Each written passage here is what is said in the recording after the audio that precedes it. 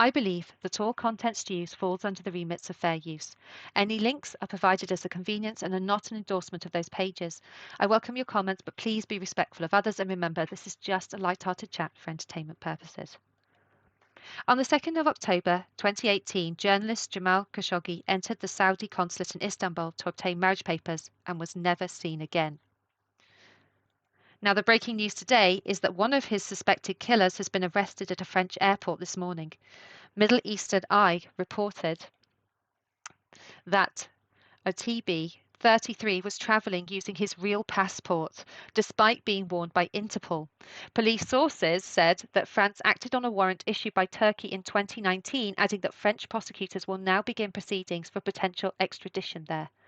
A Turkish court is currently trying 26 Saudis in absentia for involvement in Khashoggi's murder.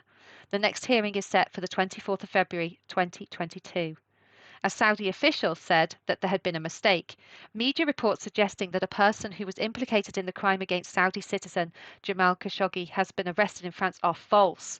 This is a case of mistaken identity. Those convicted of the crime are currently serving their sentences in Saudi Arabia. Atibi was also placed under sanctions last year by the UK and the US and Canada in November 2018. A Saudi passport held by a man with the same name was used to enter the United States on trips that overlapped with 3 visits by members of the royal family, the Washington Post reported in 2018.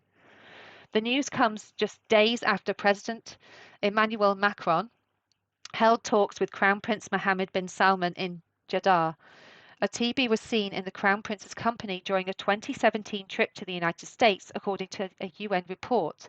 The Middle Eastern Eye also revealed the existence of Saudi Arabia's Tiger Squad, a small unit specializing in silencing critics or opponents of the Saudi authorities, which operates under the guidance and supervision of Mohammed bin Salman. Atibi was reportedly a member of this unit. So what is the significance of this story? Well, recently, 60 Days Australia put out a new YouTube video on Crown Prince Mohammed bin Salman's involvement in the disappearance of journalist Jamal Khashoggi. I've included the link below for you to go check it out for yourselves. This video makes reference to a long withheld intelligence report by the CIA, which was only released at the end of February 2021. Now, this report completely passed me by, I have to say. I think because coronavirus was just starting to make its impact felt on the world. But this report is damning in its evidence that the Crown Prince Mohammed was instrumental in the assassination of Jamal Khashoggi. And I've put links for the CIA report in the description box below also. So let's start with some background information on this story. Saudi Arabia lies at the heart of the Middle East. It is the birthplace of the Prophet Muhammad, and it is the world's largest oil exporter, which means it is also very wealthy. It is an absolute monarchy, and it's been ruled by the House of Saud since 1744. Now, the Saud family is huge. Wikipedia says that the family is estimated to comprise some 15,000 members. However, the majority of power, influence, and wealth is possessed by a group of about 2,000 of them. Some estimates of the royal family's wealth measure their net worth at $1.4 trillion. The current head of this family and King of Saudi Arabia is King Salman, who was crowned in 2015 after the death of his brother. Now, Saudi Arabia have a system of agnatic seniority where younger brothers of the monarch are favoured over sons. So this is why King Salman inherited the throne from an older brother rather than from his father, and he is the 6th son to have reigned. Now, shortly after his coronation in 2015, King Salman appointed his nephew, Mohammed bin Nayef, the new crown prince, over his younger brother, Prince Maquin. However, in 2017, King Salman removed his nephew from all his government positions and appointed his own son, Mohammed bin Salman, as the new crown prince instead. The former crown prince, Mohammed bin Nayef, was arrested a year later for treason and has been under house arrest ever since. Now, King Salman has been known to be suffering with various health problems, including reportedly mild Alzheimer's since 2010. And it is well known that the real power behind the throne rests with his son, Crown Prince Mohammad.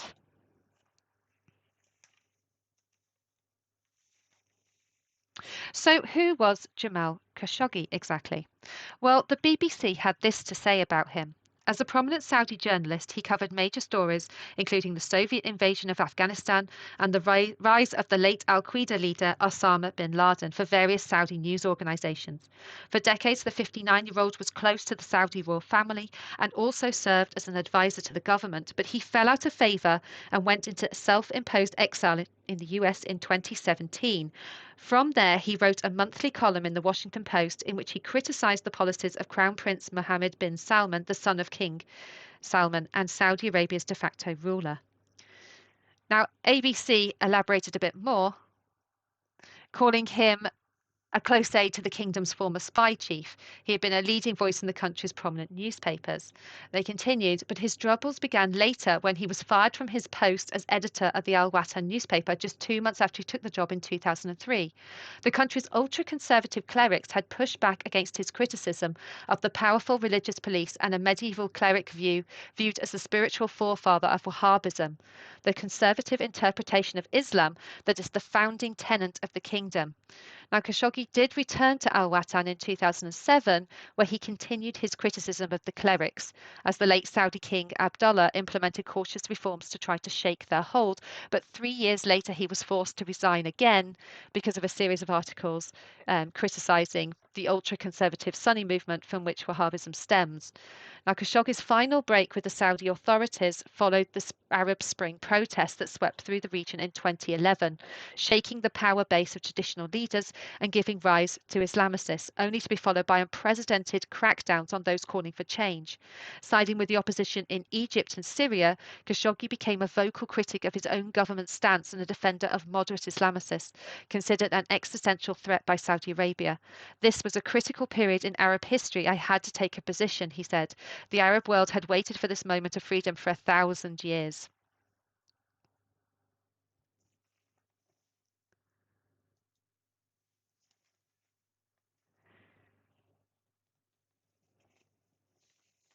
Now, Vanity Fair in 2018 elaborated on this a little bit more.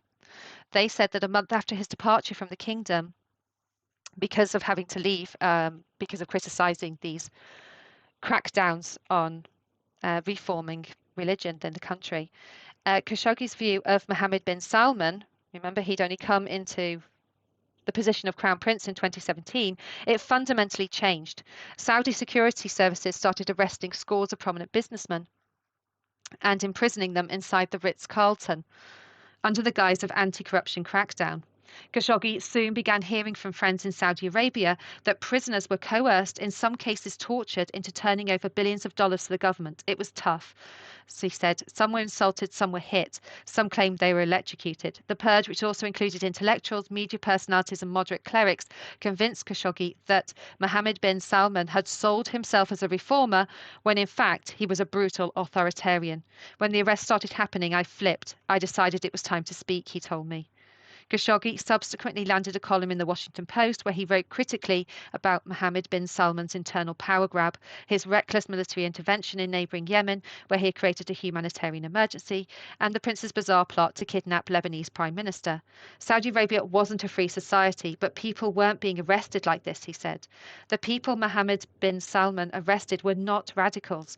The majority were reformers for women's rights and open society. He arrested them to spread fear. He is replacing religious intolerance with political closure. An advisor to one prominent Saudi businessman who was arrested told me people are scared. It has become a bit of a police state. So what exactly did Jamal write? Well, back in 2018, the BBC did publish some of Jamal's writings, and I've included the link in the description below so that you can read them for yourself. This article here is just one example of what Jamal was writing, and it was published just 5 days before he disappeared forever. He wrote, "A state-run narrative dominates the public psyche, and while many do not believe it, a large majority of the population falls victim to this false narrative. Sadly, this situation is unlikely to change. Arab governments have been given free rein to continue silencing the media at an increasing rate. These governments, whose very existence relies on the control of information, have aggressively blocked the internet. They have also arrested local reporters and pressured advertisers to harm the revenue of specific publications.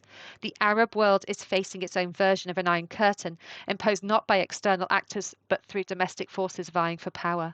Through the creation of an independent international forum, isolated from the influence of nationalist governments spreading hate through propaganda, ordinary people in the Arab world would be able to address the structural problems their societies face. Now, when Jamal entered the Saudi embassy in October 2018 in Istanbul, the Saudis released videos showing him leaving the building, but it later emerged that the consulate was bugged and Jamal's murder was recorded. And part of the 60 Minutes Australia video involved playing extracts of these tape recordings, and they make for very gruesome listenings. But who exactly bugged the Saudi embassy? Well, NBC News reported that Turkish officials had told the US that Turkey had listening devices inside the Saudi consulate, giving the Turks at least some insight to what's transpired inside, and also sparking a bit of a political row, a bit of a political problem with Saudi Arabia, obviously. But if this is the case, why did it take more than 2 weeks for Turkish police to search the consulate? Well, CNBC reported that while the Saudi consulate is on Turkish territory, local police could not enter without Saudi consent. Consular premises are considered inviolable under the Vienna Treaties, and the only instances where local authorities can enter without permission is in the case of fire or other disaster requiring prompt protective action. So, does that mean that the consular staff then involved in the killing are safe from prosecution? Well, no. AP reported that unlike ambassadors and other high-ranking diplomats attached to an embassy, consular officials don't have absolute immunity under the Vienna Conventions and may be put on trial by host country courts if they're suspected of serious crimes. However, they also added that this doesn't mean Turkey will be able to prosecute Khashoggi's killers. Since the suspects are all in Saudi Arabia, they could only be tried in Turkey if the kingdom agrees to hand them over. Saudi Arabia said it's conducting its own investigation in what it describes as a rogue operation and will punish those involved. Now, this article was brought out in 2018. So did Saudi Arabia hold Jamal's killers to account? Well, sort of. At the end of 2019, The Guardian reported that 5 men had been sentenced to death and another 3 faced a total of 24 years in prison for their roles in the gruesome murder of Khashoggi at the Saudi consulate in Istanbul. However, the Saudi investigation also concluded that the killing was not premeditated. The decision was taken at the spur of the moment. And the 3 senior figures, including the de facto ruler Crown Prince Mohammad bin Salman's former top advisor, were cleared of wrongdoing during the trial. Now, their verdict was reported as contradicting the conclusion of the CIA and the other Western intelligence agencies that Prince Mohammed directly ordered Khashoggi's assassination, an allegation that the kingdom has strenuously denied. Now, these 5 men sentenced to death never actually had their sentence carried out. Their sentence was actually changed to 20 years imprisonment. And there were only 5 of them, whereas there are 26 people accused in Turkey of the murder. So what happened to all the other ones?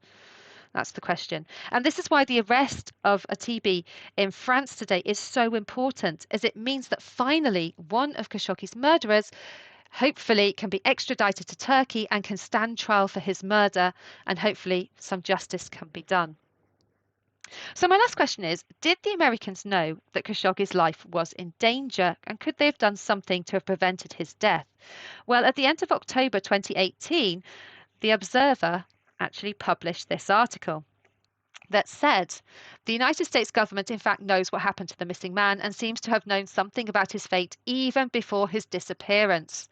US intelligence intercepted communications of Saudi officials discussing a plan to capture Khashoggi, adding, the Saudis wanted to lure Khashoggi back to Saudi Arabia and lay hands on him there. It's not clear whether the Saudis intended to arrest and interrogate or kill him, or if the United States warned that Khashoggi was a target. However, the writer says that he can confirm that the National Security Agency, America's big ear, indeed intercepted Saudi communications that indicated Riyadh has something unpleasant in store for Khashoggi. Listening in on foreign governments, after all, is the NSA's main job, and that includes frenemies like Saudi Arabia as well as hostile regimes. And at least a day before Khashoggi appeared at the Saudi consulate in Istanbul, an NSA official told the writer that the agency had top secret information that Riyadh was planning something nefarious, though exactly what was not clear from the intercepts. This was deemed important because Khashoggi is a legal resident of the United States and it is therefore entitled to protection. According to the NSA official, this threat warning was communicated to the White House through official intelligence channels. So then President Trump knew that this journalist's life, or at least he was in danger, maybe not from being killed, but at least from being kidnapped or something nefarious happening from him. But it doesn't look like they did anything to protect him. So, what do you think? Why do you think that the US didn't warn Khashoggi that he was in danger? What do you think about Western governments still meeting with Crown Prince Mohammed bin Salman, still dealing with him, such as Macron going to meet him just a few days ago? I would love to hear your opinions. Let's have tea again soon. Toodle pip.